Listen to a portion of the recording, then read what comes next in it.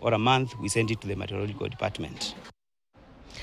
Tukisalia na masuala ya masomo wa elimu ni kwamba wanafunzi wamehimizwa kujifahamisha kikamilifu na yanayoendelea katika ulingo wa masomo ili kusaidia haswa kwa ajira ya kibinafsi. Haya yamesemwa wakati wa sherehe za ufahamizi wa masuala ya masomo mbalimbali. Vile vile Wakenya wamehimizwa kujiunga na kozi zitakazosaidia katika kujiajiri wenyewe ili kukabiliana na ukosefu wa nafasi za ajira humu nchini.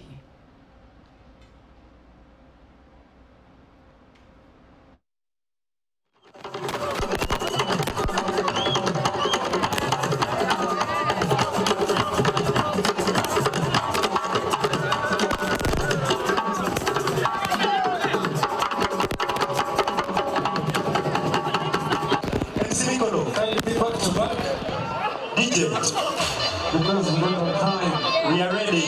Back to back, enjoy.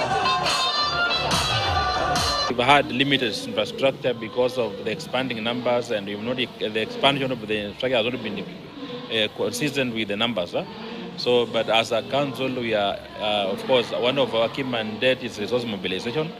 We have engaged and still engaging more investors, looking into ways of building more hostels for the students and modern infrastructure. Quite impressed with that, what the college is doing.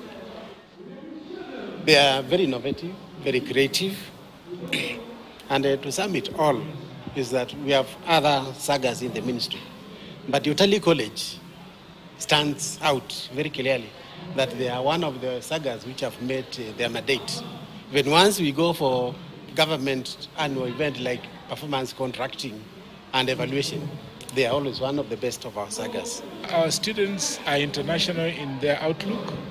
The presentations they've done today is about the world. So we are preparing them for the world. Na mtazamaji, kufikia hapo sina la ziada, ni ruhusu nitamatishe taarifa hizi za Mbiu Weekendi. Mengi zaidi ni kwenye KTN Le Weekendi mwendo wa saa 1. Mimi ni Cecilia wa Kesho Matuva. Alasiri njema.